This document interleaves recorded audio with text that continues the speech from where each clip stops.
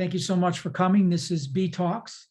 And we have this, I'm Bill Hesback, the president of the Connecticut Beekeepers Association. And we also have the vice president here, Jose. Jose, hold your hand up there. And I thought I saw Paul. Paul Zielinski is here also. Hold your hand up there. He's our member at large. Yep. Hi. And, yep. And he will, he's the person that you Well, again, I don't know when she ate it, but it was digested a little. okay, Mike, you got to go quiet there. Thank you, sir. You're welcome. So Paul's the person that gives you he's your leading path into the board. So he's our member at large, and his position technically is to support members and their agenda. If they want to bring something through to the board, that's great. And he's the person to do it. Now, there's two things that are interesting that have come up recently. One of them is that the American Beekeeping Federation offers a $2,000 reward for anybody who comes up with an innovative idea about beekeeping. Now that doesn't, you have no idea if you're sitting on that or not. You don't know. You may be doing something that you want to share, and if you do, then I suggest you just write your idea out very, very specifically so that everybody else can understand it, because the award is granted. We are a member of the Connecticut Beekeepers Association. I'm our representative to the American Beekeeping Federation, and I can submit your suggestion. So if you have something that you think is worthwhile and you'd like to submit it, send it to info@ctbees.org. I will get it, and then I will pass it on to the American Beekeeping Federation, and you'll be in the running for the $2,000 prize that they give out every year. Now, who knows what it'll be? You might say you made a gymnasium acrobatic balance beam for Varroa, and it throws them right out of the hive. And so, who knows? It could be anything. So just wanted to open that invitation to you. What else? So the email, put it in the chat box there. The email is, or you can email Paul. Good idea, Paul. You can email Paul. Paul Zielinski's email address is in the box. And a chat box, and send him the idea. As a matter of fact, send him all your ideas, any idea you kind of get, Well, he is the liaison between the board and the membership, so please, absolutely. Send me an invitation to dinner. I'm happy to take that too. Okay, send him an invitation. Or beer. All right, that's great. All right, that's wonderful. All right, so keep me honest, Jose, Paul. What else do you want to talk about? We have take a look at our go ahead. Yeah, go ahead. No, you go. I was just gonna jump right in. It sounded like you were getting ready to get started, and I do have a question from a member who is not able to join us, and wanted to throw that out, and then we can begin with some of the chat questions which have already begun to come in. Okay, go ahead. So what would you advise a new beekeeper who has a weak hive, maybe only around 4 seams of bees? It's a queen from this year, but the queen is not laying very much, and whether they should combine that small weak colony with another stronger colony, or perhaps just let it try to see if they can survive the winter on their own. Yeah, I mean, so I don't even think that a colony that has 4 seams of bees in the middle of October has much of a chance to make it through the winter on its own. So what the age-old adage and anecdotal practice of beekeepers for 100 years has been to take your losses in the fall. Now, there's another side to this argument. Why would you put a weak colony in a strong one? But my advice would be to if you want to save that population of bees or think that that population of bees is worth saving, I would combine it with another colony. If you just leave it alone, a strong colony, especially if you leave it alone the way it is, I'm almost certain that 4 seams of bees without how much adding, help? So how without much adding. help would just 4 seams of bees be to a strong colony? Does it make sense? No, you're to- not at, well, it's not, you're not giving them any help. You're Right. just combining the colonies and losing that colony, like, so you don't have to clean a dead out in the, Right, yeah. Now, what about putting it into a nuke box? Well, so that's an idea, but you wouldn't do that with a colony that is weak and had a mediocre or failing queen, because I do that all the time with boxes, nuke boxes, and I have a video coming out that'll be on YouTube. I just shot it the last 3 days on how to combine nuke colonies in an overwintering box, a special overwintering box, and I'll have that out on YouTube, and you'll see that. And in that case, these 2 nucleus colonies all through the year were strong, very, very strong colonies. So they brood exactly when they should. The queens laid really strong. I was using them for, I was going to use them for resources, but I never needed them. So I came into just yesterday, I combined them in the box. So that's different.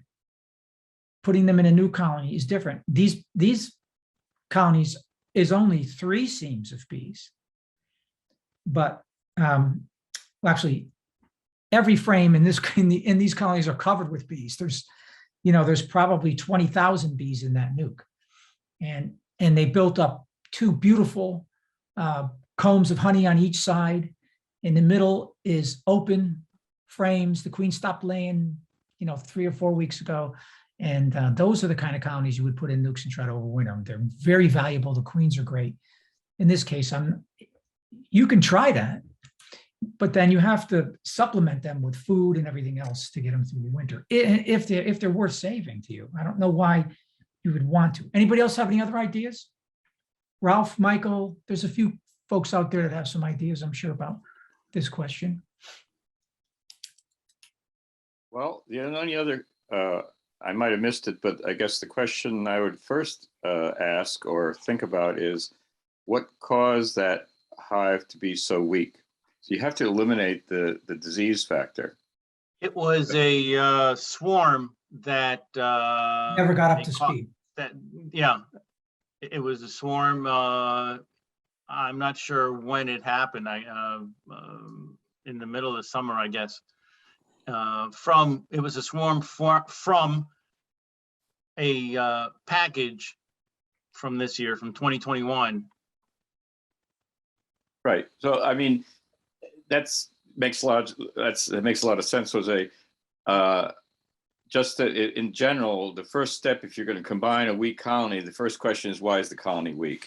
And if you have a logical reason, like it never got off the ground, that's one thing. If it was a boomer and now it's really depleted, what's going on there? So you have to look at that and then go as Bill described. I think that's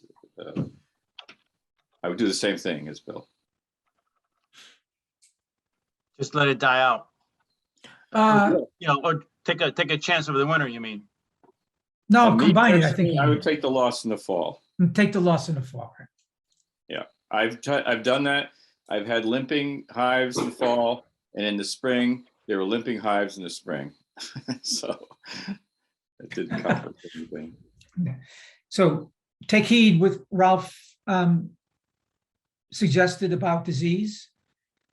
So before you combine anything, you have to make sure that they're fairly disease-free. And knowing the history of that colony, as Ralph is suggesting, is paramount important at this point. All right, so what else we got? If it was me and I had a small swarm end of the season that wasn't taken off, I would put it in a nuke box, bring it to a family member's house away from my bee yard in case it was just a small situation that ended up getting robbed out by the bigger hives in the neighborhood, and feed it someplace else, Make sure you got the entrance as small as possible so it can protect itself.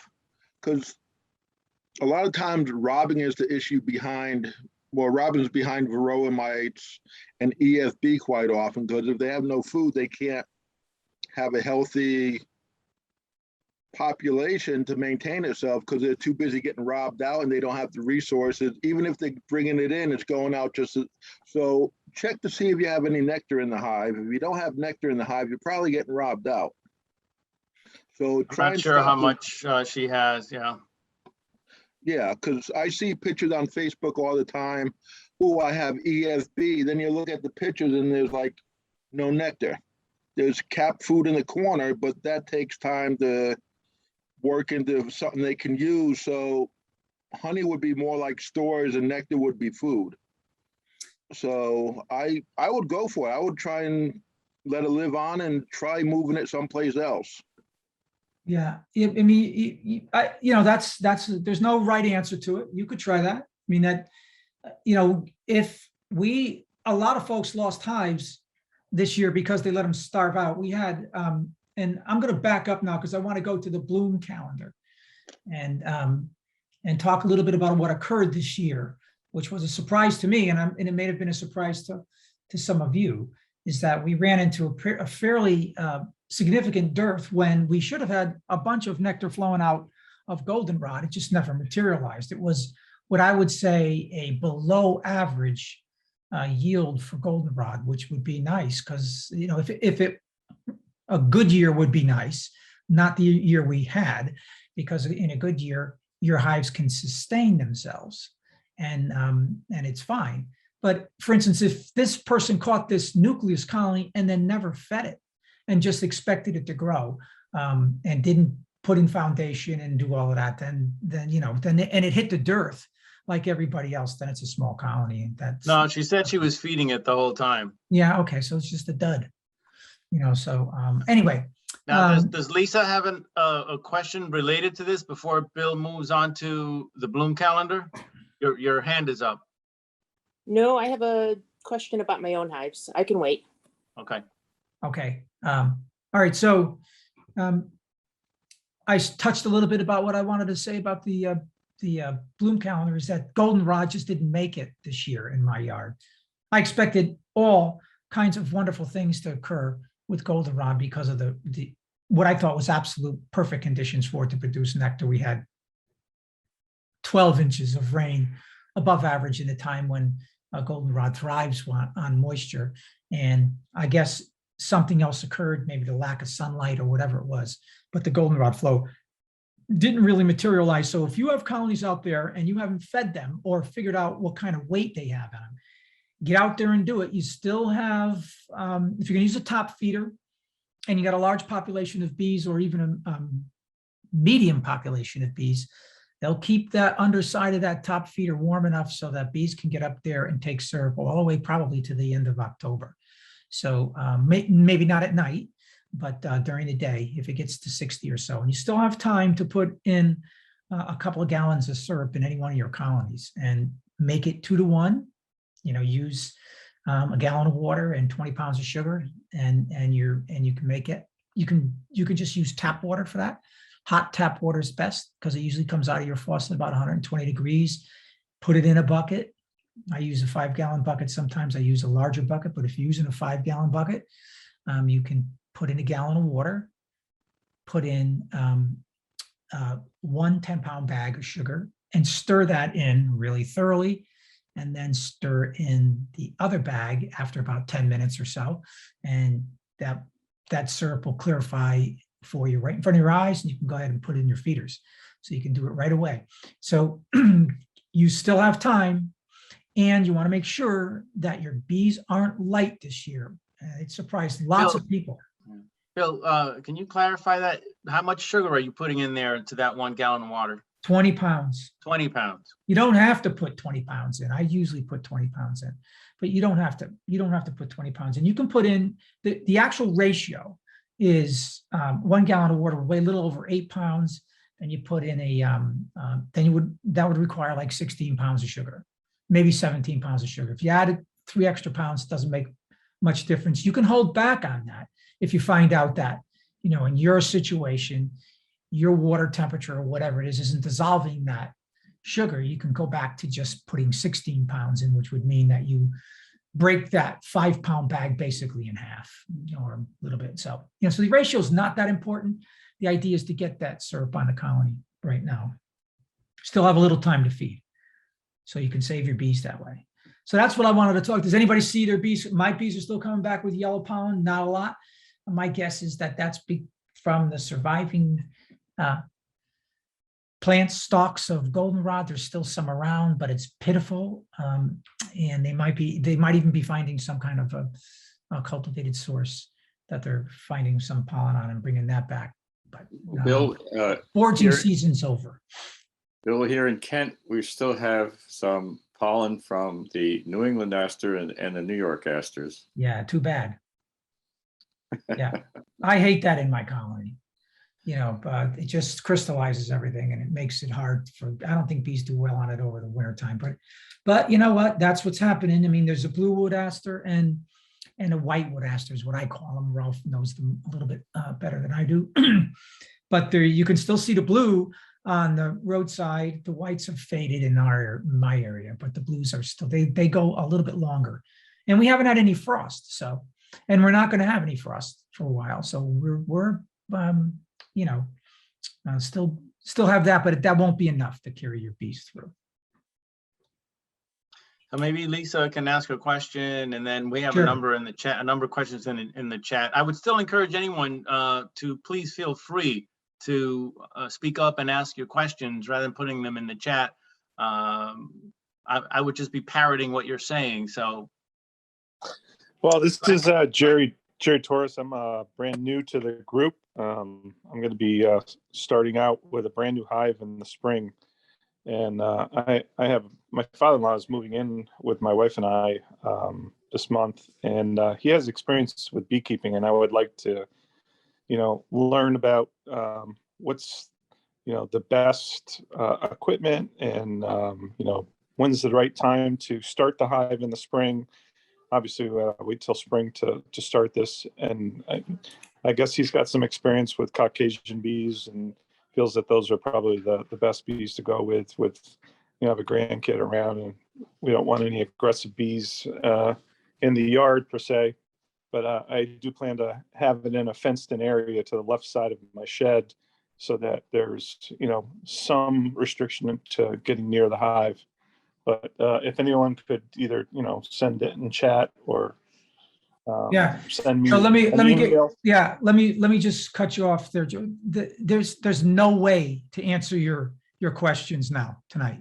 Absolutely No, not. I understand that. So No. So I'm going to make let me make a suggestion to you, because all your questions can be answered long before you start your beekeeping by just attending our bee school in January. Understood.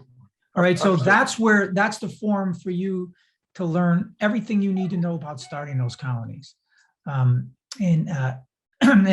you'll get information on how to orient the colonies, where to put them. We'll talk about your lot size if you want. You can ask plenty of questions at that point. And we have some good instructors this year.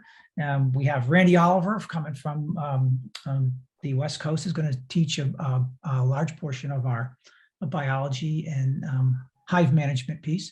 So I'm going to be teaching also, and we have a few other wonderful instructors, master beekeepers, that'll be on our school. So don't miss the registration. It's not open yet. It'll be open for registration probably in the middle of November. But just to let you know, it's going to occur for 4 Saturdays in January.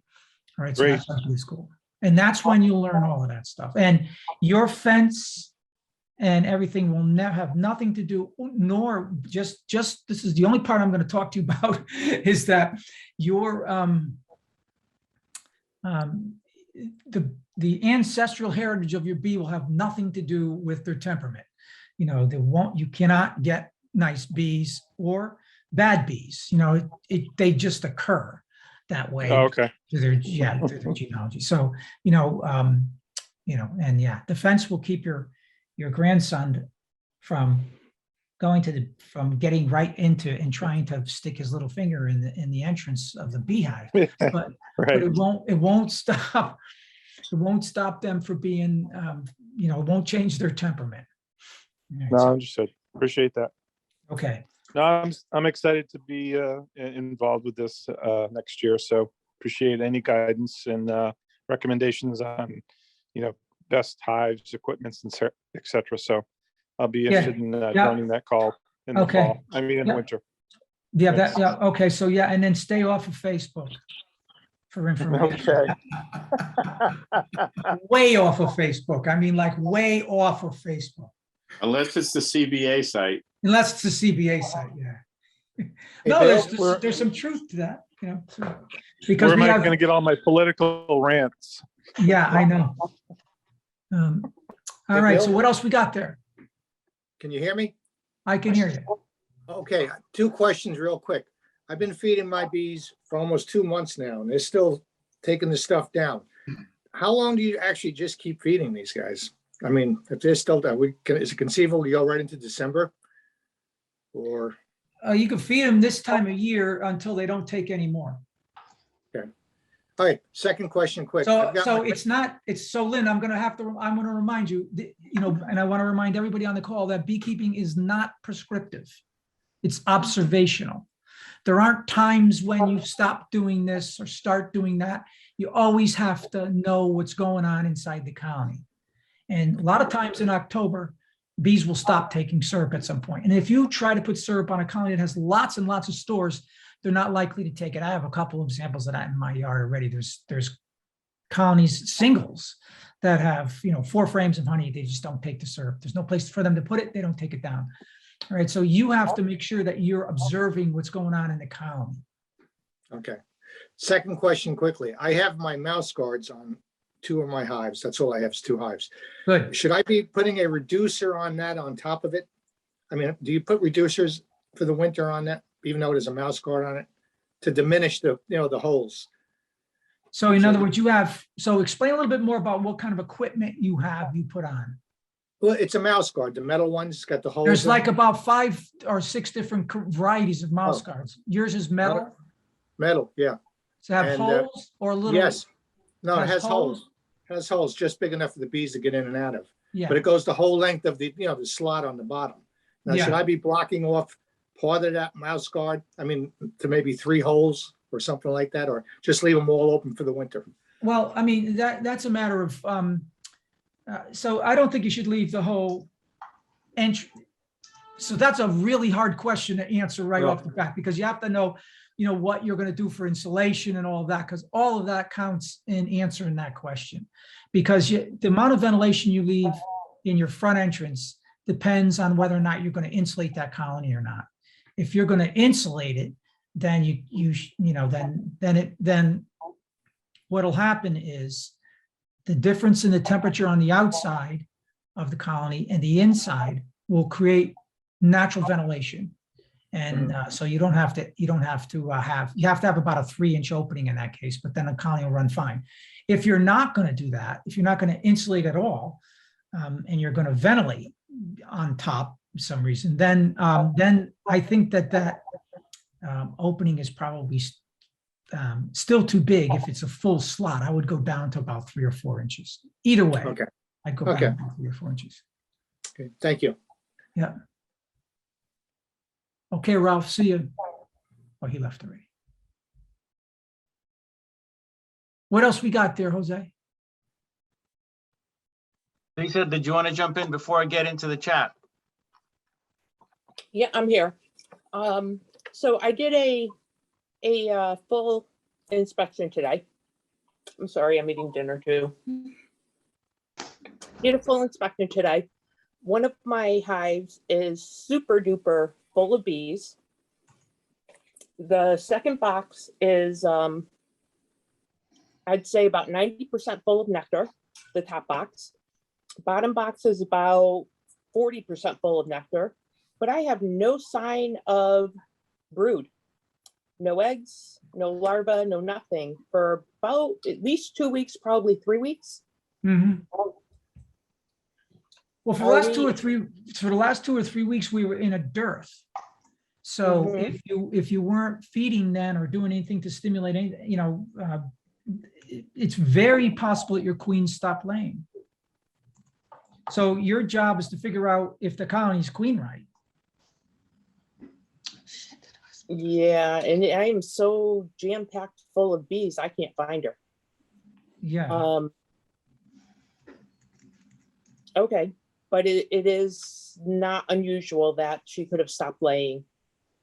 She could have stopped laying. Yes. Okay, Yeah. Both new colonies that I put in the boxes yesterday, there was no sign of brood in either one of them. okay, that makes me feel better because my other hive swarmed so many times this year that it was so weak, it's gotten robbed out. Even with a robbing screen on it, it got robbed out. That's unusual. Robbing screen usually stops robbing. So, and Yeah. one of the things about robbing is that you can see it sort of happening. But the other thing is, there's evidence of it. There's evidence of chips of wax on the landing board sometimes. If you have an extended landing area where there's like a little pad where bees can land and then go in, you'll see that if you have a screen bottom board, you'll see some of the wax because robbers don't they come to dinner without any manners, so what they do is they just tear the cells apart and they leave behind evidence that the colony's been robbed. Okay. My other question is, I don't seem to have very much pollen in the hive, in bee bread. Could that also be attributing to the fact that she stopped laying? Well, if you don't have a lot of brood, then you won't have a lot of pollen hanging around usually. But there should be some frames with bee bread in it. I would imagine there is some somewhere. These are all very relative words. Like one of my colonies is booming with bees. Well, to you, that might mean something a lot differently than it means to me. Like, is it like 20 seams of bees? Is it 10? Yeah. Absolutely. So that's a colony. Are you feeding that colony? No, and there's still a super on. We took frames off to harvest, and there were about 3 frames that had nectar that was not capped. We left the super on because I figured they'd take that and bring it down below. And today I had probably 4 frames that had some uncapped nectar in it. So the super was full of bees, and both boxes were full to the gills of bees. I would feed them. Feed them anyway. That is not enough. 3 frames of anything is not enough. Feed them and see if they take it. That's in the super that's still on it because I left it there for them to eat. The boxes themselves, the brood boxes, the top box is 90% full of nectar. And the bottom box is about 40% full of nectar. Most of it capped in the top box. The bottom box is maybe a quarter. All right, so they sound like they're prepared then for the winter. Yeah, I guess that's different. If you've got that much honey on the colony, they've got plenty for winter at this point. Yeah, I just left the super on because it was uncapped. I left those frames up there figuring they would eat it or move it down. Yeah, that was you fantasizing about how bees are going to behave. It was worth it. They do what they want, like you. But it made sense. And if they wanted to, it was there. Yep. And if you're going to leave that on all winter, then you have to make sure there's no queen excluder between that and the 2 bottom deeps. And if you're going to leave it on, your colony will be up there in the spring, and that's where the queen will be laying. Right. I was figuring to take it off, and if it's still not capped, can I freeze it as is and give it back to them in the spring? Yeah, you can freeze it and give it back to them in the spring, or spin it out and do whatever you want. If it's not capped, then it may not be suitable for human consumption. Who knows? You have to have a refractometer to tell. Okay. You have to put it, you have to figure out what the moisture content is. It's certainly okay for you to consume. Okay, You just can't sell it as honey or advertise it as honey because you don't know if it is. But, Right. if you thought have a if refractometer, you can tell. I thought if there was too much moisture in it, it would not be suitable for even me to consume. No, it's fine for you to consume. Even fermented honey is okay for you to consume.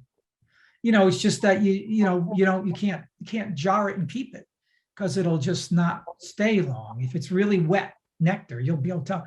When you take it out of the frames, you'll be able to tell the moisture content in it because it'll be either really runny and thin, or it'll be thick enough so that, because a lot of times bees won't spend the extra time in the fall to cap anything, but they will cure honey in cells, and it is honey, but they just don't cap it because they've got other things to do in the fall.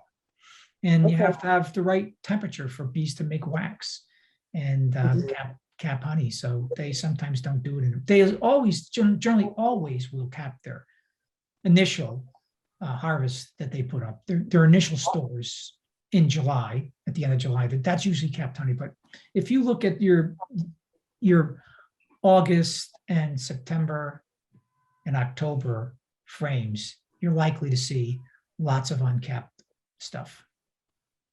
Unless Okay. unless it was capped earlier, and it's just laying around. Yeah, so I guess my girls must be slow. They didn't cap everything from the early summer. Who until knows? late- I don't know. We don't know what they did. late. Yeah. But okay, I'll leave that out there then for a couple more weeks. If they don't take it, then I'll bring it in. But like I said, do you think I should give them some a pollen patty No, if I there's don't think not so. much of anything? I don't think in the- so. No. Okay. I don't Okay. think you should.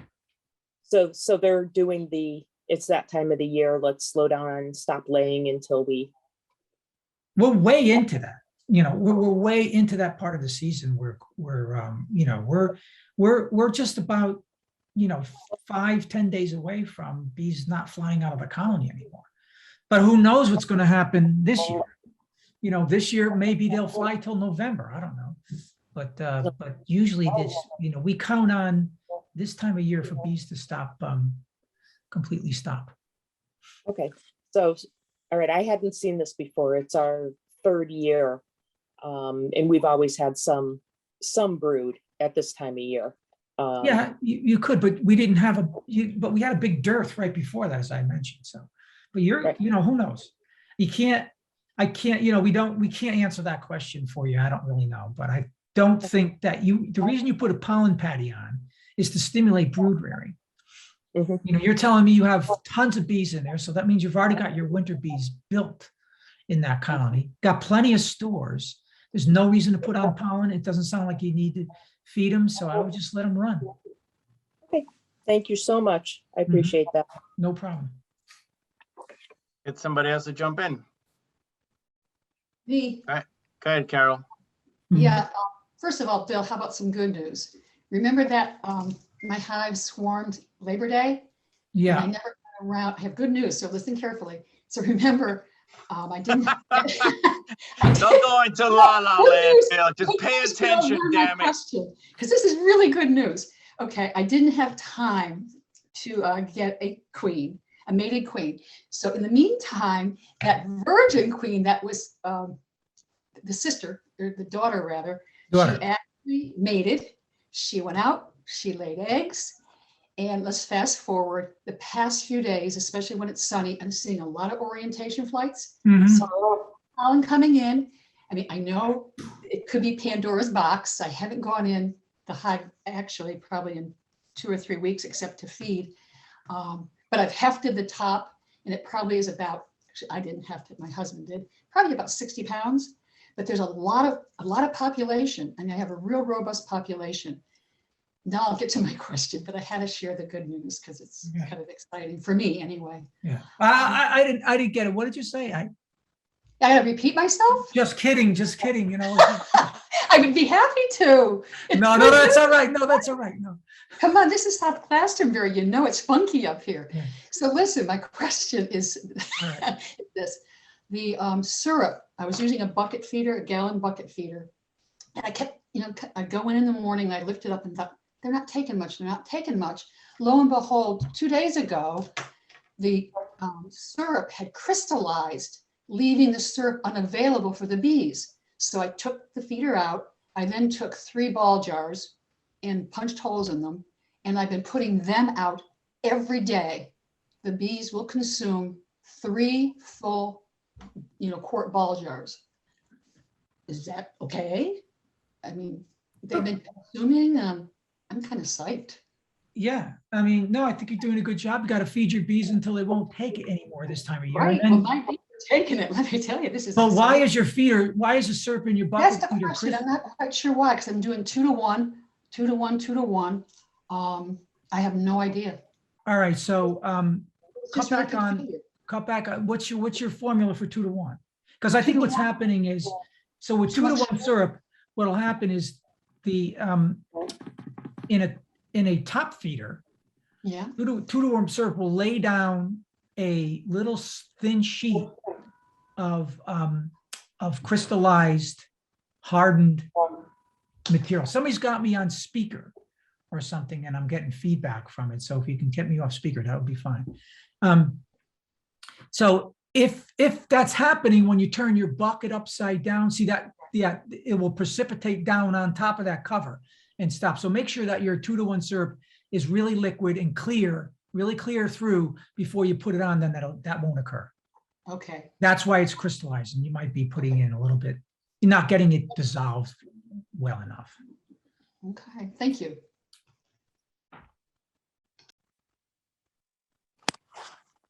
Hi, it's Kirsten. I wrote it in the chat, but then I signed on with my phone so I could actually talk. Nice. But I was wondering, so we finally were able to, this year, second year, we have 1 super with honey that we spun out. And I'm not quite sure, so they're wet, right? The frames are still wet.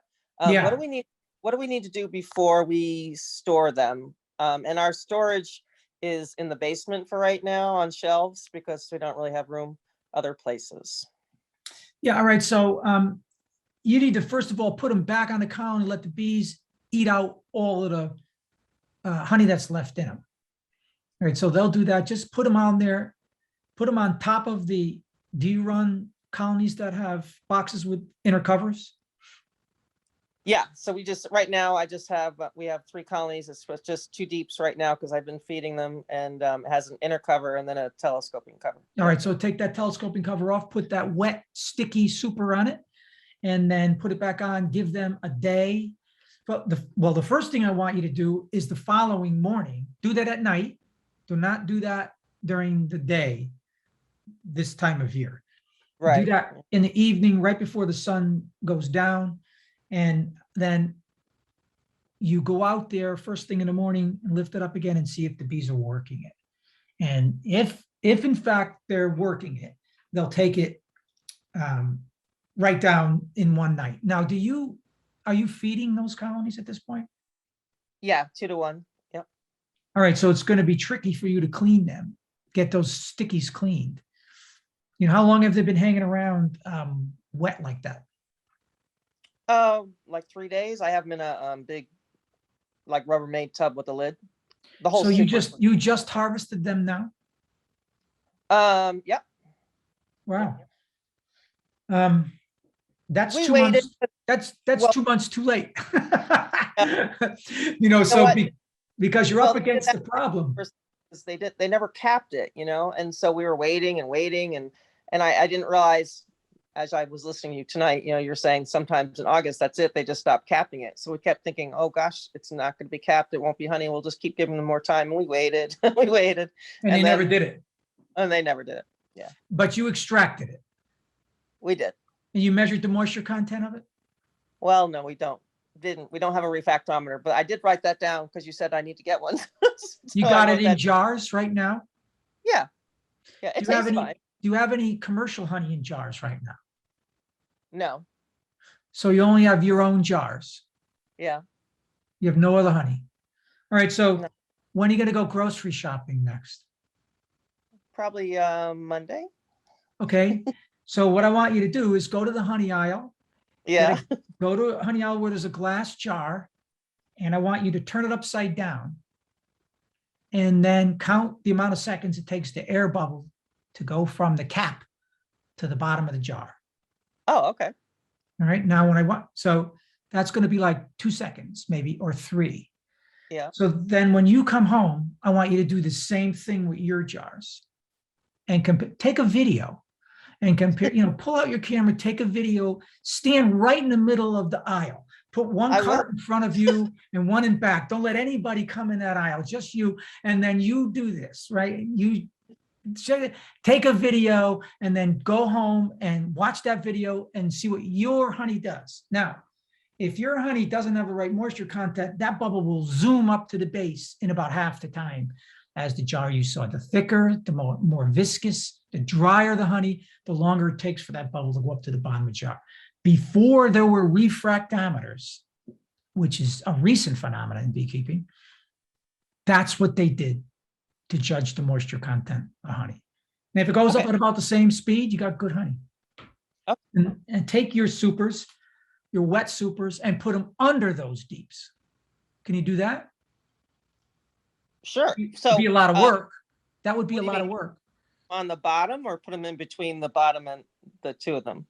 Well, you can put them underneath it and leave them there all season, or you can take them and stop feeding and put them on top. Oh, I see what you're saying. But would there be a risk of, I don't even know what, wax moth larva or something? No, so that's only step one. You got to try to dry them out. Some people will storm sticky like that, but I don't do that. But you can get them, try to get the bees to eat it out. Anyway, it's their honey. Give it back to them, and they'll clean everything. Not only will they clean the frames, they'll clean the box and everything, and then take the frames out, freeze them, and then store them after they're frozen. Put them in something like those Rubbermaid things you said you have. Yeah. Or get Lauren's solution, who's the high cost. What do you call those, Lauren, that you have? Oh, I've seen them. Hive Butler. Hive butlers. Yeah. Go get a loan from the USDA and buy some of them Hive butlers and put your combs, after you freeze them, put them in there, or freeze them in a black plastic bag or any kind of a plastic bag before you freeze them in the container you're going to keep them in. Okay. And then, because if you leave them just out on the, I'm afraid that if you just leave those out somewhere before you do any kind of treatment for wax moth larva or anything like that, you may end up with a real problem. Okay, thanks.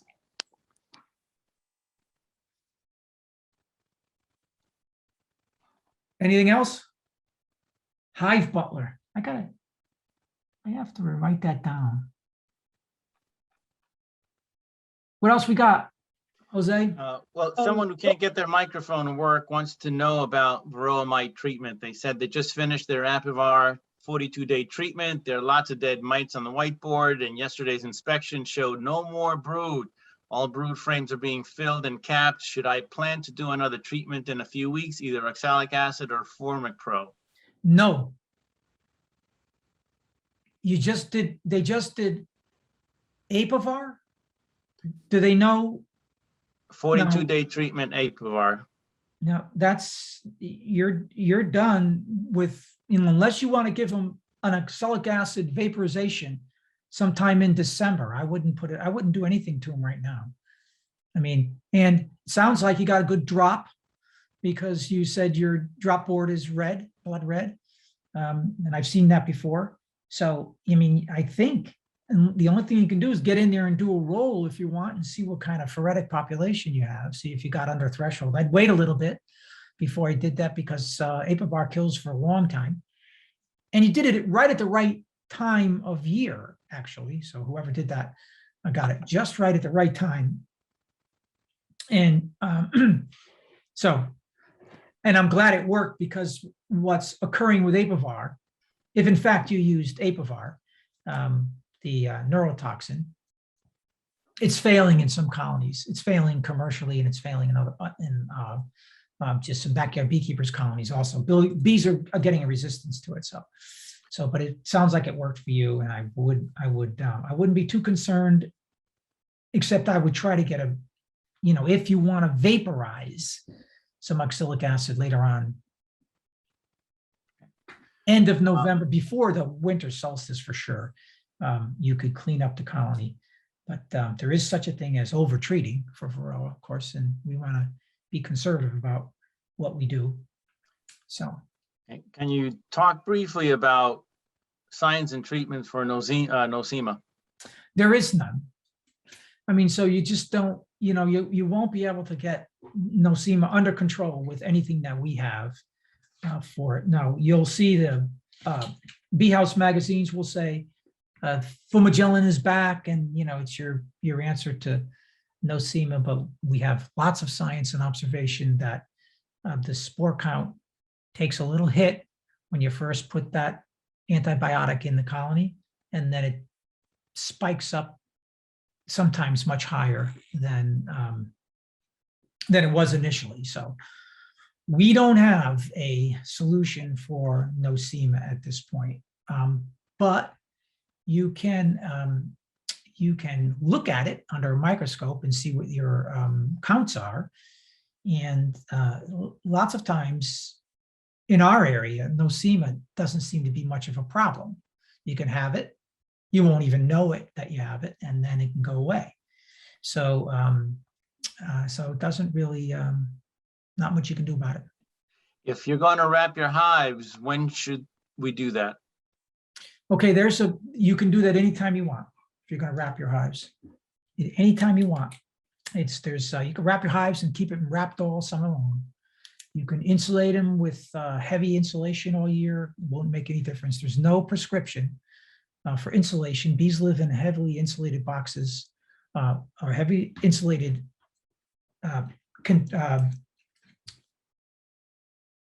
what am I trying to say? Bees live in heavily insulated enclosures all of their life, in trees and stuff like that. There's no harm. Insulation does not do harm. Best way to manage moisture over the winter? The best way, in my opinion, to manage moisture over the winter is to, well, now this question requires an entire course.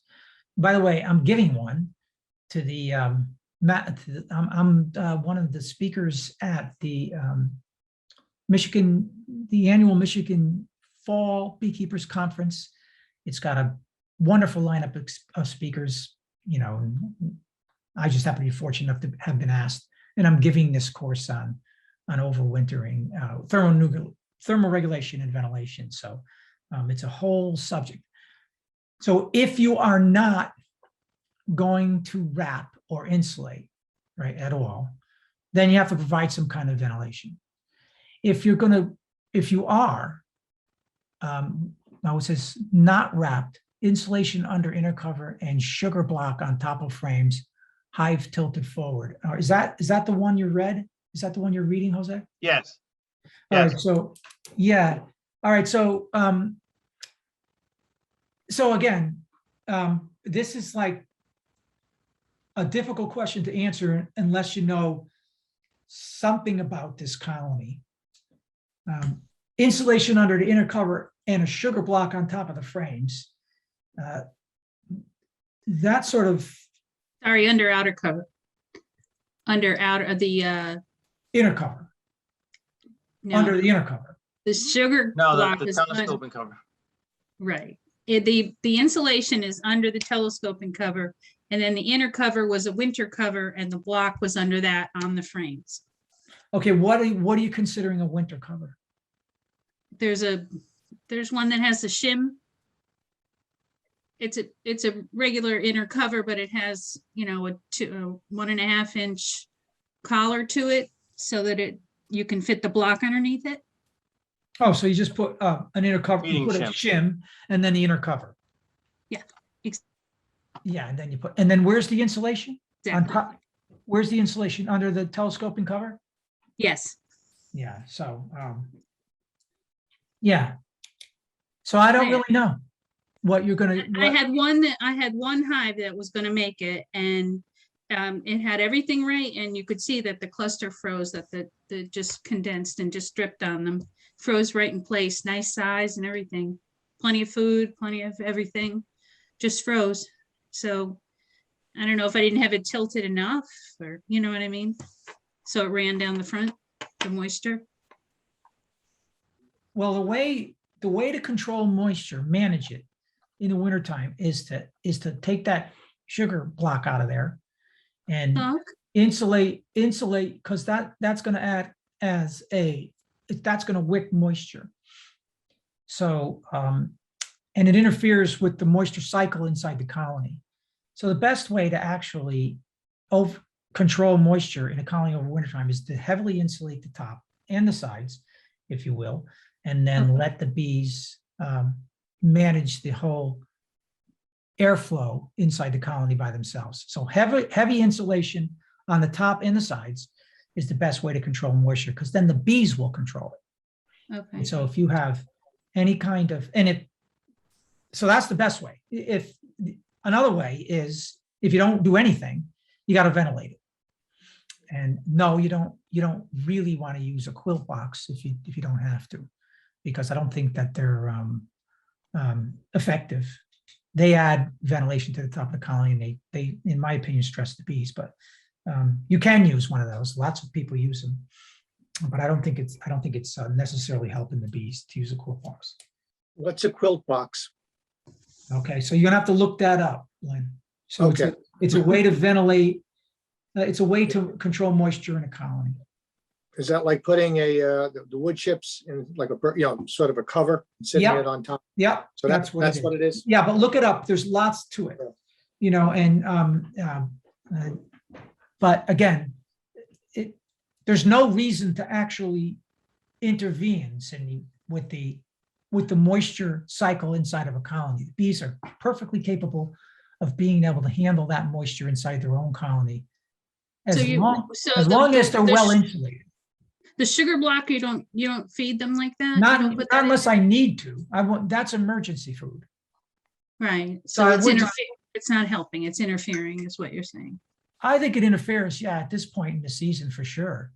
I mean, Oh, no, I meant over winter. That's over winter. well, if you have to put emergency food on your colony at some point, then you could use that. Okay. All right. But to proactively, like, do they have plenty of stores in that colony?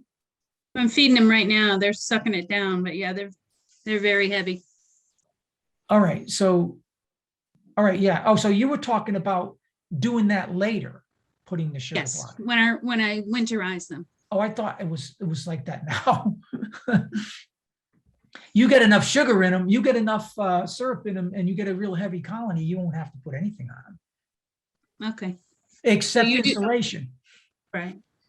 Okay, Bill, let's suppose that someone uses a convection, has condenser. a convection hive for the winter. Are you saying that putting the sugar block on top of those frames will interfere with that convection flow? Yeah, it inhibits it. Oh. Because Yeah, the because colony- the sugar will absorb that moisture. yeah, the sugar absorbs the moisture, and the only way the bees can get it back out is to use it. But they may not. So and it can get wet. But in a ventilated hive, it'll work fine. It'll stay dry because the ventilation will dry the bottom of that sugar out. But you're also pulling out lots of moisture the bees need. So the bees need the moisture that occurs inside a natural colony. Colony that is allowed to condense its own moisture. The bees need that. They use it to thin honey when they're trying to try to eat it. When it condenses inside the colony, it gives off latent heat, so it's kind of a heat recovery system for the bees. It's a whole natural process that works beautiful. And we do our best to interfere with that at times, and we're sometimes better off not doing that. So okay, thank you. that's my opinion. Jose, Santo, Santo, what are you doing, Santo? Hey, Bill, good, good. I got a couple questions. Well, first of all, on using the chips to insulate, last year I got some of my wife's old pillowcases. So I used to use the screen underneath and on the super and Yeah, staple on the side and then shove the chips in there. Well, last year I had the bright idea. I got some old pillowcases from my wife, filled them up with cedar shavings, and put them on top. let me ask you a question before you go any further. Do you sleep with a pillow that doesn't have a pillowcase on it? What do you mean your wife's pillowcase? What are you talking about? They're both of your pillowcases. Go ahead. Go. I'm sorry. Go ahead. Anyway, So you used a pillowcase and you put it on well, inside, then you put the chips. I filled it with the cedar shavings.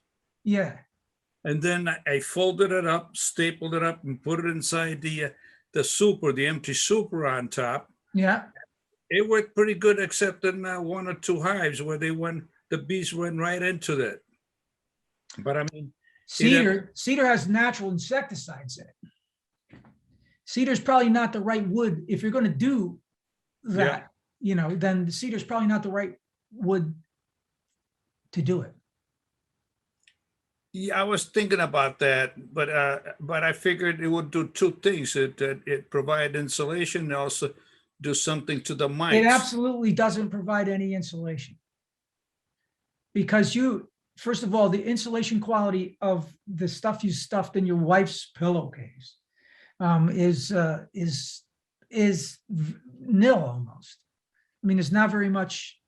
If it's a couple of inches thick, even if it were like 5 or 6 inches thick, you might get, our 3 or 4 out of it.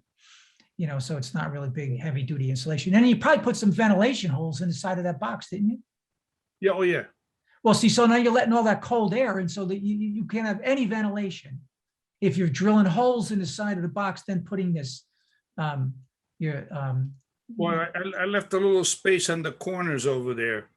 So let me ask you on following that, what if you use the fiberglass insulation and put it in the pillowcase? fiberglass? Yeah, fiberglass insulation you use in construction? Yeah. Well, yeah, you could do that, but why would you want to do that? Just put a piece of foam in there. You can eliminate that whole thing and just put a piece of foam on top of your top board. Whatever's cheaper. Oh, now you're going to go for money with us. Now There you you're go, going to talk cheap. Santo. Every beekeeper. See that? There you go. There we go. Money. Okay. I got a mentee. All right. And he did a split. And then around August, he must have had about 50, 60,000 bees in a real strong hive. Yeah. He opened it up and no honey was capped. Then around towards the end of September, he opened it up and there's a lot of bees in there. There's no nectar and there's no capped brood. Did they get robbed or, I mean, he's still got a lot. So you can't tell. I mean, there's this old, I don't know the answer to whether or not they got robbed or not. Is he feeding them right now? He's feeding them right now. Okay, that's all he can do at this point is feed them. And, sounds like there's still a lot of bees in there though, right? There's a lot of bees in there. He needs to feed them right now until they don't take any more. So I was thinking maybe he's got the queen is thinned down, so he can't find the queen. But there's, yeah, because the queen is real thin around this time, right? She could be. If she's not laying, she'll thin out in a couple of days. Yes. Okay, so just tell him to keep on feeding like he's doing now. He's doing 2 to 1. Yes, keep feeding them, and then that's their best shot. And then I would make sure there's some insulation on at least the top, and then see what happens. At this point, we've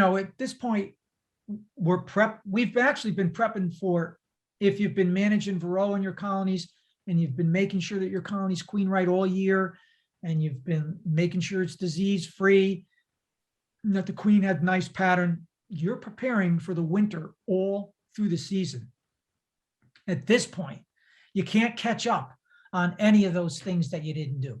It's too late. But in his case, maybe, a lot of times new beekeepers will stumble into the fall and everything went right in their colony. They didn't even know it, but everything went perfect. And then they just do a little bit of feeding and their colony survives just fine. So if all those things were done, big population, ahead, then he'll be fine. But if he didn't do anything to control Varroa, let's say, and there's a huge population of Varroa, and they've been feeding on pupa for months, those bees will die when it first gets cold, even though there's 35,000 bees in the colony. They'll die because they have a huge viral load. Well, he's been doing the oxalic judiciously. Well, there you go. So Pardon maybe me? he's good. Yeah, that's my thinking. That like I said, the queen is probably thin. He's looking for the queen. He can't find the queen. He can't find any calf brood, and there's no eggs. There's just a lot of bees in there, and no honey, no nectar. Okay. Yeah. They But need food. He's Yeah, got I'm encouraged to hear that your mentees are asking questions, because the rumor is they're afraid to ask them. no. Because of something that Jose sent, some email Jose sent out. Now he was afraid that, I don't know. So it's good. No, I think I have 4 mentees altogether, and they're all doing good. There you go. I think they're teaching me things. They ask questions, and I got to look it up somehow. Oh, Anyway, Santo, it's just good to see your bright face, your back, and thankfully you're not bringing up Facebook. That was another No, thing. I know Good better. that we're not hearing about Facebook. Thanks, Jose. Bill got me trained on that one. There you go. In the live meetings. Yeah. Okay, Right. all right. So what else we got? How thick should the foam be? Glad you're well, Santo. Yeah, glad you're well, buddy. Hang in there. Yeah. Thank you. How thick should the foam be? Well, you can, there's an interesting person in Michigan that has put together a insulation sleeve based on some of the work I've done earlier with mine, and she improved on it. And she's buying a material that has R28 on the top, and it's R7 or 8 on the sides. So regular EPS foam, if you put 2 inches around the outside of the colony, you'll have about, I don't know, you have to see what the rating is. It's usually about 3.5 R per inch. So you might have about R7 or 8 around the top of the colony. Then you put as much as you want on top. The more the better. Like I would put a 2-inch piece of foam on the top also. But you should try to get as much as you can in the top sleeve. And then, so minimum, I'd say 2 inches of foam all around the colony would work really well. If you want to be a person who insulates your colony for the winter. And if you want instructions on how to build that foam insulation, you can look at my article in Bee Culture. Just search my name and then Wintering Colonies, and you'll see my article in Bee Culture. Somebody can put it up in the chat, and then you can just look it up and you can read how to build it. If you wanted to do that, you can also buy poly hives. So there's a bunch of hives out there at this point that are already equipped with insulation. That's the whole trend now in beekeeping, is for manufacturers of hive bodies, or what we refer to as hive furniture, is to make them out of lightweight polystyrene or extended polystyrene or isocyanurate, lots of different formulas they use to make already insulated foam boxes. And bees run in them all year round. They're great in the summer because they keep the temperature fluctuations at a minimum in the colony, and they're great in the winter because there's a heat dome that forms around your cluster and keeps them nice and warm. So there it is. Hey, Bill. Paul, Bill. Sorry, Bill. If you use foam on underneath your inner cover, say you have the 2-inch piece of foam covering the whole underneath the inner cover, how is the moisture being wicked away if the foam is right there? Well, it doesn't even accumulate on a surface. It doesn't accumulate on a surface that's insulated. Okay. For moisture to occur, the surface has to be below the dew point. Mhm. And what occurs is in a colony that's functioning in a cluster, where the cluster is sort of the source of the heat, Mhm. it heats that area of the foam insulation right above colony of the cluster, and it keeps that surface above the dew point, so no moisture ever occurs over the cluster. It does condense out into water droplets as you go farther away, but usually there's no bees over there. There's never any bees over there, actually. So the moisture doesn't condense over the top of the cluster. It condenses on the side walls and over further on the top cover. Okay. Where it gets to the temperature where it gets below the dew point. And then Okay. you have warm air in there. Yeah, so it doesn't. And that could be put in now? That sort You of could do system? that anytime you want, yeah. You could Oh. run it, I run them all year long. Oh, Insulated Okay. covers, top covers. thank you. Excuse me, Bill, I don't know if Alan Baker is here, but he built those. I don't have any skills to build stuff. And Oh, we lost your voice. Lauren, you went off mute. You went to mute. sorry, my finger slipped. Go ahead. Anyway, I don't have the skills to build that sort of thing, the condensing hive. And Alan Baker, I don't see him here tonight. He built them for me and they're great. And I would highly recommend. Okay, great. Thank you so much. So maybe, if somebody's willing to make them, then that's wonderful. So maybe you can check with him and see if he wants his email posted for that kind of thing. I'll text him right now. Yep. Yeah, and then maybe you can put it in the chat. We still have a little bit of time, and if he responds to you, then you can put it in his email in the chat, and if other people want him to make them, sort of an insulated box for the I winter. have a question. Yeah, Do you add any ventilation on the top box? no, Okay, and then I have a second question. After a Formic Pro treatment, how long do you keep the entrance wide open? what does it say on the package? Did you read that? I didn't. I Well, I just- would keep video. the entrance wide so it's a Formic Pro? Formic Pro. So what are you doing? 2 10 days or 14 days single dose? What are you doing? No, one, 2 strip, 10 days. I think it is, so 2 weeks, 14 days. 14 days. Yeah, well, so really, after that, you can close it back up. 14 days. I would leave it open. I would follow the instructions on the package, and I think the package says, I'm not really familiar with what the package actually says in terms of this, but I think somebody can read it off the label for Formic Pro, but I think they want the ventilation open for the entire length of the treatment. which Okay, would be- thank you. Yeah. There's 2 ways you can use Formic Pro. You can use it as a half dose. You can use it as 2 10-day doses or 1, I think the double dose, I think is 14 days. Somebody read it and then they can, I think it's 14 days. Yeah. Yeah, thank you.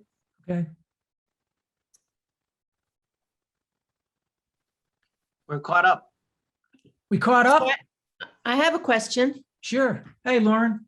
Hey, Bill. My question is about feeding, which I'm feeding 2 to 1. And I have one of those hive top feeders. It's a gallon sized jug that's got the holes on the bottom. Yes, I know. And I'm noticing that the 2 to 1 tends to clog up the holes. Yeah. And I gotta go in there and we have a hive top feeder of the variety where you just pour it in and it's kind of open, It has a screen. has a screen, but when we used it, that was our first year and we lost, it kills a lot of bees. It drowned them. Yeah. So is there a better one that you can recommend? Because that seems to be like a better way to feed 2 to 1. It is. But as because long 2 as to you're not 1 drowning them. Yeah. So I don't know what kind of hive top feeder you got where a lot of bees drowned in them. Is that where the It was bees old. what's that? It was wood.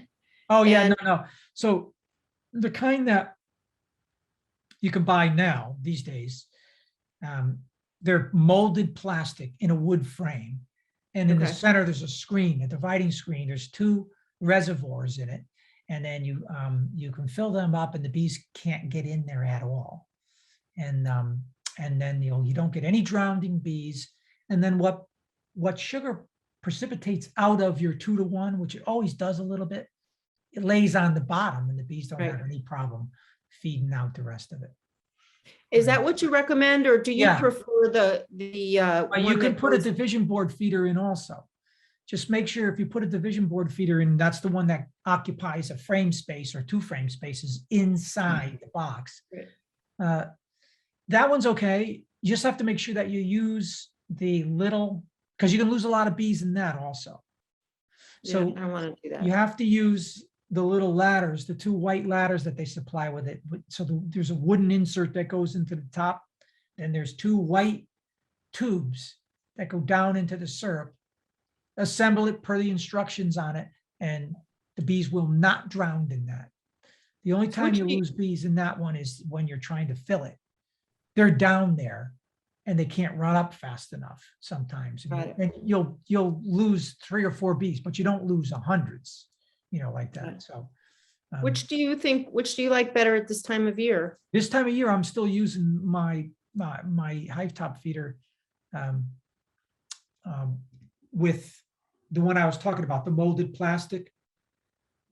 Somebody go on the internet and find a picture of the one I'm talking about. Yeah, I can find it. I've Yeah, seen it. I've actually seen it at the You know what show. I'm talking about, yeah. Yeah, I did. And I I think just didn't that know if that solved the problem of It will. drowning bees.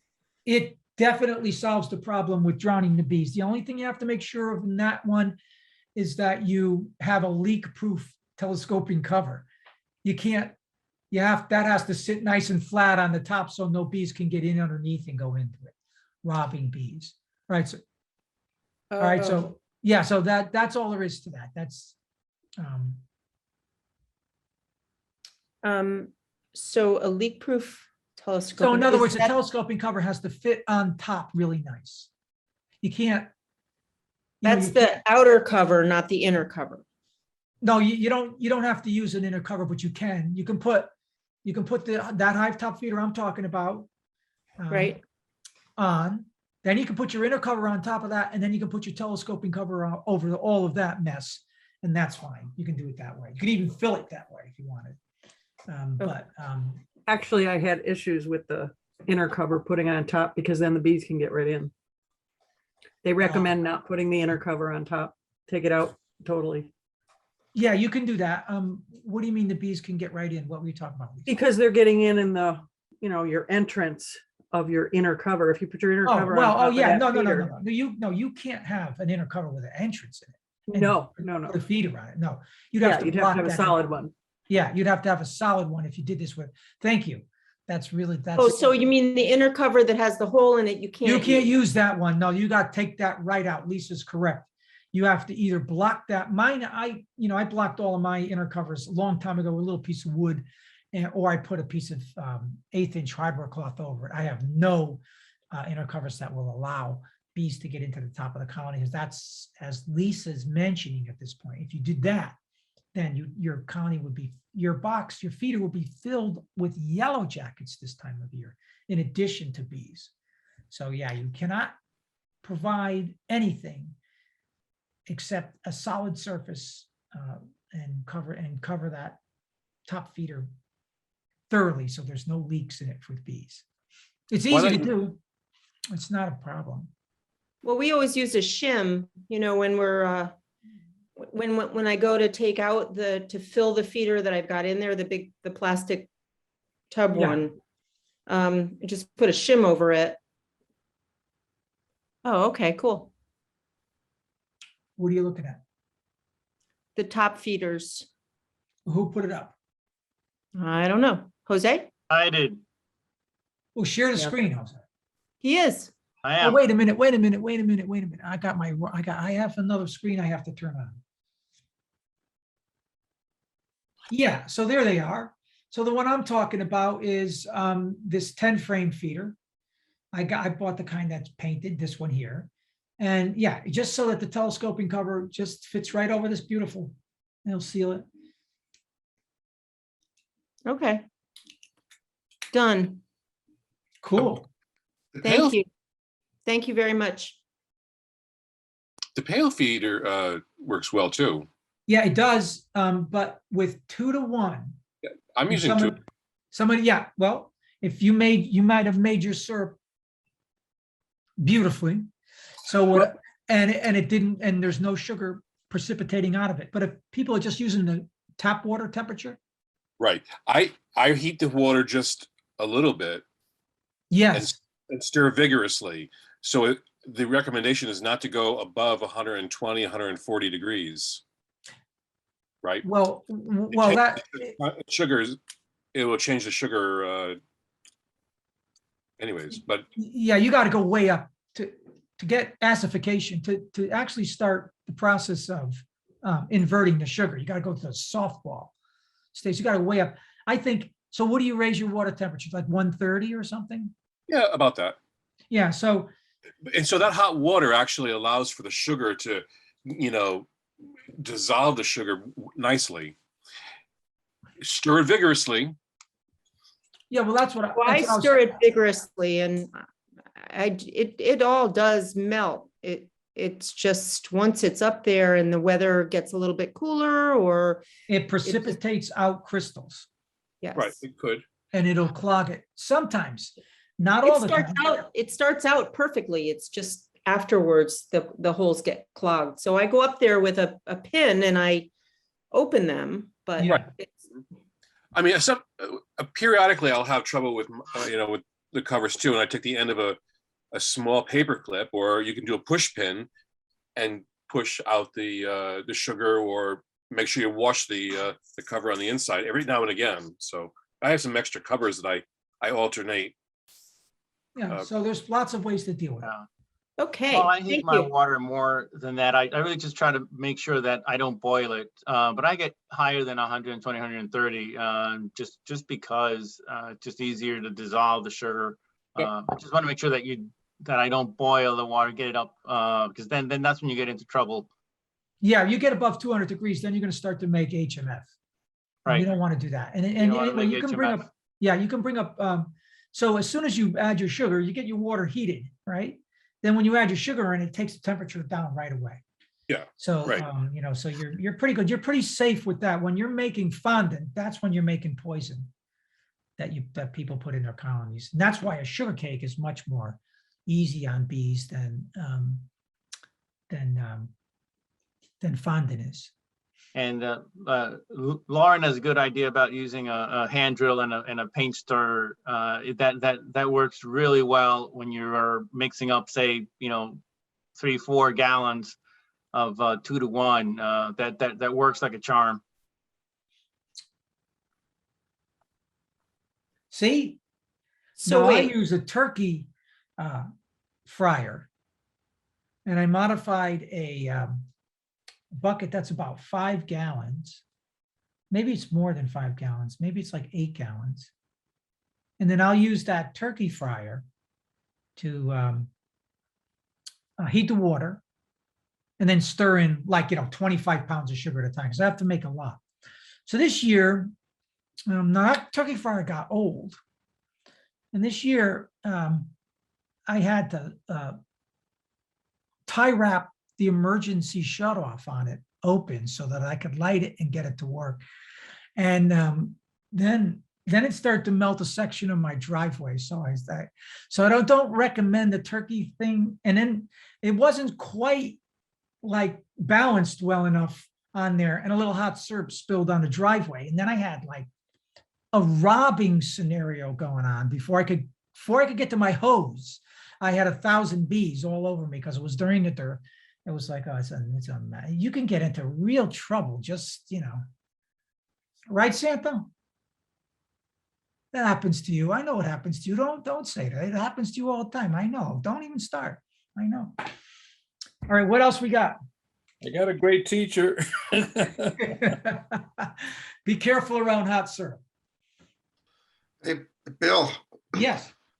Yeah, this is Greg. Hey, Greg. Yep. Excuse me. Greetings from Washington State. Thank you so much. Yeah, Bill gave a talk to our association a while back, and I went ahead and joined your group. And I'm so glad you're here. yeah, we had a meeting last weekend, and a question came up. You were talking about the bees processing their nectar, and it might have been a goldenrod flow, but anyway, you were saying that you checked it with a refractometer and they had it down. They had it down to moisture. Yeah. And they did not cap it. Yes. Okay. So the question is, seeing as how the honey is hygroscopic. Yeah. Would it continue to gain moisture back again over the course of the winter? It'll do that if it's capped anyway. So the cap doesn't stop the drying or the accumulation of moisture. Anytime the relative humidity is over 50%, then there's a chance that open cells or closed cells will gain the honey will gain some moisture content. But what we usually do is extract it and then jar it. And under those circumstances, no air gets at it and it never changes. The moisture content never changes at that point. But I was just engaged in a lot of discussion with the folks in B-List, which I'm sure you know about how to dry honey. And it turns out, to my amazement, that most folks that make honey for a living dry it some way or another. They either stack their supers in a room with a lot of heat. There's some people that actually dry their honey on sheet pans in special rooms. So because moisture is hygroscopic, it will collect moisture if it's open. But the other interesting part about it, Greg, is like my honey house, I keep my humidity level right under 50, which means that none of the atmospheric moisture affects the moisture content of my honey, right? That's the key. That's the turning point. But okay, I didn't mean to complicate it, but I just wanted to let you know that it will occur. Moisture changes will occur even in capped honey. Well, I think I learned a couple of things here. I guess I was under the impression that the wax cap sort of stopped the moisture infiltration. No, but, actually, no. And actually the wax cap, so most commercial folks who process honey don't uncap it before they dry it. They dry the supers in huge stacks. They force hot air through them. They lower the humidity in the room, and they will dry that moisture content 2 or 3 points in a matter of hours, and then extract the honey. Now, for you and I, and everybody else here, we don't have to do that. We can go by the capped honey rule. Right. Okay. So the other part of that question, I guess, is that I guess I've always been under the impression that the honey that the bees have, even though it's down to the proper moisture, I mean, it's a lot more biologically stable because the extra moisture prevents the formation of alcohol. So over the course of the winter, if the honey is not capped, the bees tend to get diarrhea. So, Well, in my experience, the uncapped combination of nectar or cured honey is the one that's consumed first. So they consume that early in the season in my area. I don't know what they do out where you are. And then that issue is gone. gotcha. Okay. Then you can read them almost, because then what you see is later on in the season, you'll see them, they're always after moisture as soon as they break cluster. Right. They always run out. They'll run out in the snow. If there's a little bit of melted snow somewhere on the top cover of the land there, they'll try to get moisture out of that. And they're just hungry for moisture. They're doing two things with that. Either they're going to thin honey out, or they have been in a part of the cluster too long where the metabolic moisture level is too low, and they're going to compensate for that. So, so those are the two things. Right. So yeah, I know they definitely need water. That's probably their most important resource for sure. Yeah. And that's why I like to leave. I mean, I'm just going to advertise on that comment, Greg. So excuse me. That's why I like to make sure that I leave it in the colony form so that they can use it when they need it. All right. Okay, So very good. The interwebs thinks beeswax is waterproof. Who wrote that? Okay. I wrote that, and I am not saying you're wrong, because the interwebs is often wrong, but I think honey in the cappings does not soak up water. It stays at whatever it was. Well, it will give up water or take water. Well, I have to say that this is Through the wax caps? Wax cappings. I want you to think about the wax capping as the lid on top of a porous surface. The cocoons and all of that, it's not totally pure wax, first of all. It has some remnants of other things in it. And it's not that the cap is porous, but the whole cell structure will allow for the movement of moisture. So I'm telling you with a high level of certainty that that's the way it's done.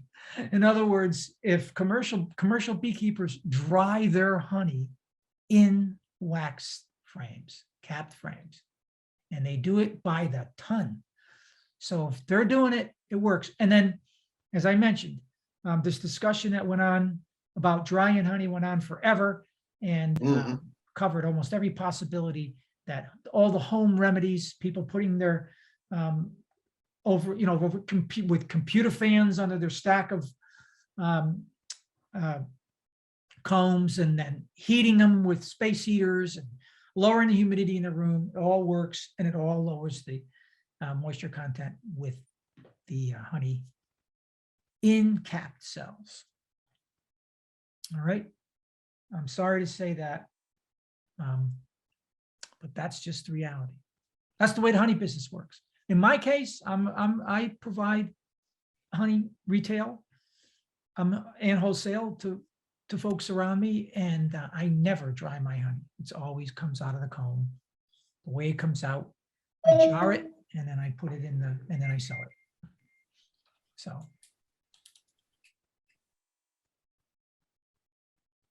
Interwebs. I like that. Interwebs. It sounds like something spiderish, like. I like that. I like that term. All right, what else is good? We got 2 minutes here. Are we out of questions? Greg, so good to see you. And say hello to everybody back there for me, please. Oh, thank you. Yeah, we're still talking about it. So I think we've got some people pretty well convinced that shut off those upper entrances and get your insulation on. Yeah, I mean, and that's, I hope folks have a real good luck with it. It takes a lot of courage to close off those upper entrances or upper ventilation. Yeah, I know it. Once you do it, though, Greg, it's great. I've been doing this now for the last 4 years, and everything has been great. All of my hives have survived the winter using that method, and these last 2 years, single deeps also. So it's worked out really well. So just on that note, though, Bill, if you could provide some information on that hive insulation talk that you're going to be doing, that would be great. But Paul, you were saying something. No, I would just say you'll be liberated. Yes. Because I follow what Bill says. Just follow what Bill says. No, I mean, no, that's, well, that, yeah, so that, whoa. So listen, so if you want more information about where you can hear this, there's 2 places. I'm going to speak, as I mentioned, on Saturday morning for the Michigan State semi-annual convention. They have a huge convention that they put on every year. And Bill, let me interrupt you there for a second, because Paul was kind enough to put the Michigan website in the chat. All right, there it is. There's the fall conference. You'll see my talk about the same one I gave Greg's organization, but that's there for Saturday morning. Not this Saturday morning, next Saturday morning. Looks like Friday night, not Saturday morning. Oh, is it Friday night? I'm sorry. Yeah. Friday night. Saturday morning, I have another one on flight and sexual reproduction. So yeah, that's Friday night. Thank you. And so it'll be Friday night. And what time, Lisa? What time am I speaking here? Let me get back to it here. But I actually, okay. Are these talks being taped? Yeah, well, I don't know. I don't know what they're Oh. going to do. They can do it as far as I'm concerned. I don't have a problem. Okay. So I have thermal regulation and ventilation. That's the talk you want. And then honeybee flight and sexual reproduction. That's the one I want. That one's 8:30 p.m. Yeah, I was gonna say it's 8:30, yeah. Okay. Yeah, 8:30 to 9:30. Okay, and what we have coming up is a real interesting talk. And that's on October 26th. And that will be Mary Gardner. And she's going to talk on, focus on vacant land as bee habitat. I think it should be really interesting. What we're trying to do with our event schedule, our guest speakers especially, is try to get a variety of folks that will sort of broaden your perspective on beekeeping in general and introduce you to some new topics about where bees are kept. And then you can, it's for it, that part's enjoyment. It's not always about fighting Varroa. So we're trying to do it as good as we can. There it is. Jose put up that.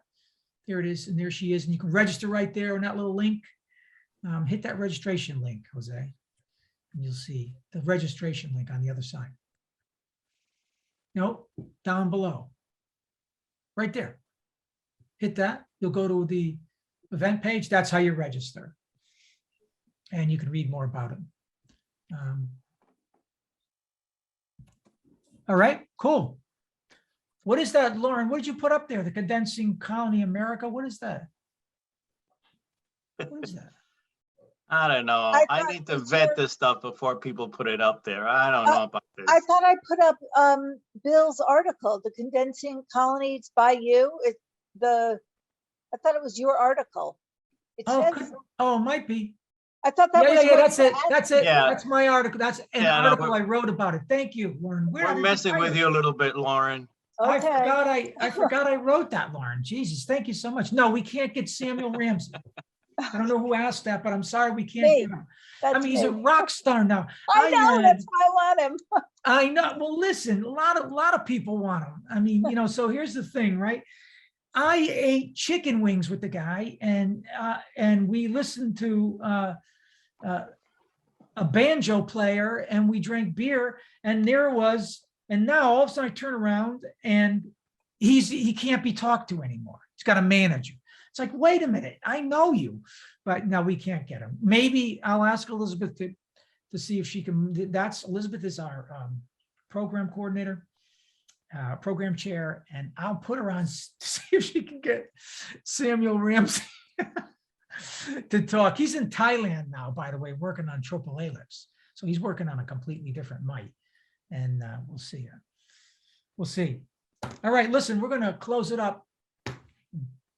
Now, listen, if you're not a member and you're on here for some reason, I don't know if you would be, please consider joining or make a donation if you don't want to become a member.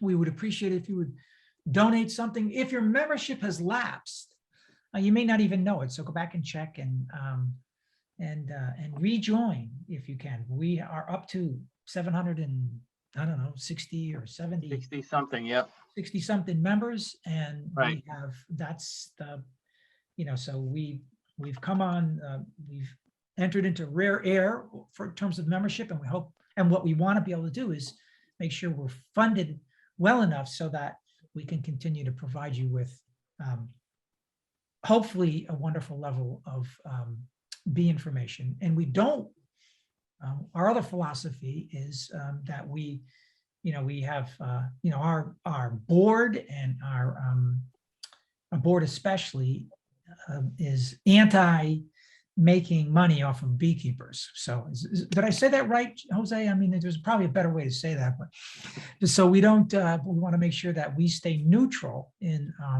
providing with information and so forth. So in terms of, we're not trying to make a profit. We're asking for funds just to run the organization. We're not fleecing anybody. Not fleecing. We're not selling bees, bee equipment, or anything like that. Our mission is education, and We're trying to keep it to that, right? We're trying to keep it to that. Other organizations sell things to beekeepers, their own members and whatnot. One particular organization is specifically meant as a business for the founder. So that's not who we are. We're nonprofit, and we are here to educate Connecticut beekeepers on beekeeping. We might sell a T-shirt occasionally. To benefit the organization, not an individual. Yes. Yeah, we sell T-shirts. That's a fundraiser. As a fundraiser. All right. Thank you, everybody. I appreciate everyone's presence. We had a lot of people here today, and really even nice now to at the see very everybody. end, we have a fair number. So thank you all very much.